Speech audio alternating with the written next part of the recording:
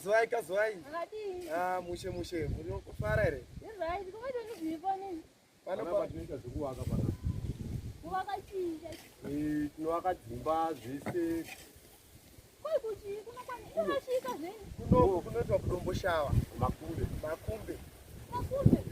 Munobva kupi kona vatete? Nobva kwasekuru. Kwasekuru? Kwasekuru kupiko? Kusina zita here mai.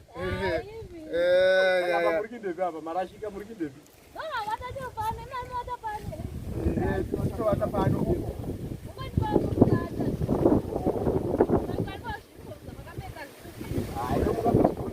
Uri kubata nepatinodziita. Uri sekuru. Oh ya.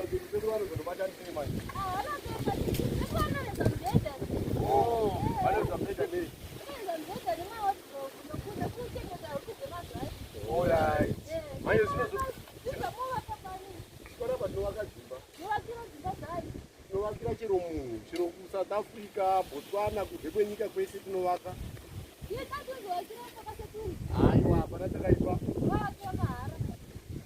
Tokutaurana. Vanobhadhara neni Atauraurwa kai. Manje ndakaroora manje kuti andikuruke mumudari. Ane mukati. Ndapinda postori zvei. Postori ipi?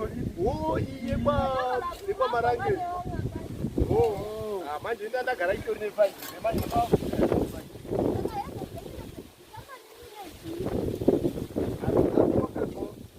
generation construction.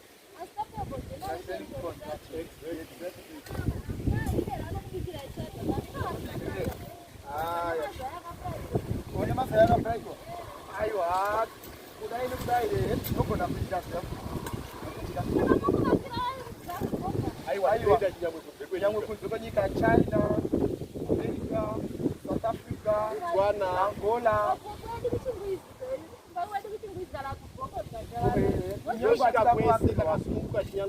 Tasvika ipapo tinogona kukemba ipapo tinofamba takakwana. Tinofamba takakwana.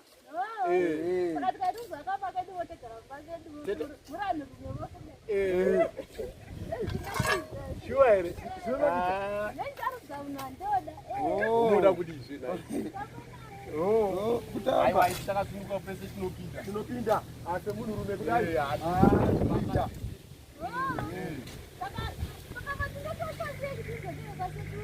Kwasekuru pangu panepikwe.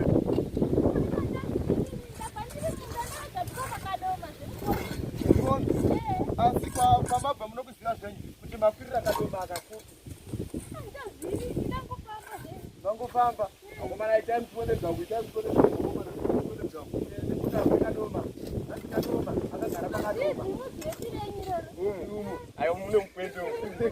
Zvazvishandwa zvai matingazviziva here. Ndo ya mama munambozwa kuti hoti property.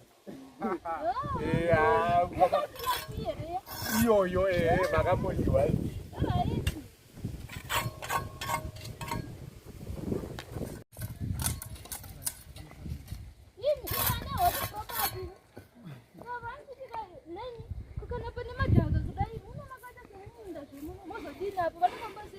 Okay, Ethiopia, munoona kuti yakaita segarden.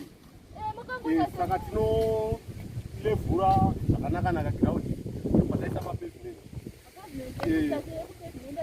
Kuti madhaka aya pasanyura chero pakufamba munobva mafamba zvakati zvakanakawo. Bending zvese tinoita chero decorate everything. Kusiya haiwa pane kuratidza pamba ipapo.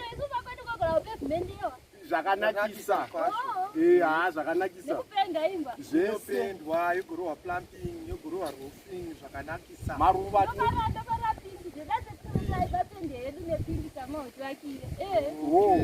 haiwa zvitete. Zvitete ndezimbe isina kusvika.